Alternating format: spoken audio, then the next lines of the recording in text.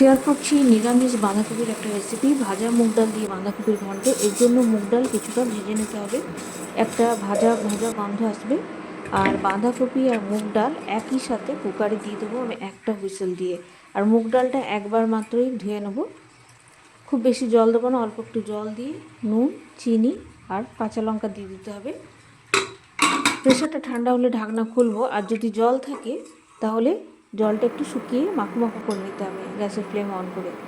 এরপর কড়াইয়ে সরষের তেল দিয়ে একটা শুকনো লঙ্কা, তেজপাতা, জিরে আর মৌরি ফোড়নে দিয়ে দিলাম, আর সামান্য হিং।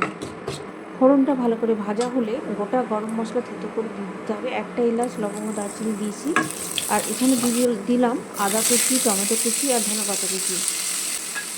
মশলা খুব ভালো করে ভাজা ভাজা করে কষে নিতে হবে। তারপর কষানো হয়ে গেলে এই সেদ্ধ করা বাঁধাকপি মুগ ডালটা দিয়ে দিলাম। মুগ ডাল একটু গোটা গোটাই থাকবে। আর কসুরি মেথি রোস্ট করে দিয়ে দিলাম এই কষানোর সময়। বেশ একটু শুকনো শুকনো হয়ে যাবে, আর কিছুই লাগবে না, পরিমাণ মতো নুন চিনিটা দেখে নিতে হবে। একদম নিরামিষ দিনের জন্য বাঁধাকপির এই রেসিপিটা অবশ্যই বাড়িতে বানাবেন। ভালো লাগলে লাইক, কমেন্ট, শেয়ার করতে ভুলবেন না। ধন্যবাদ।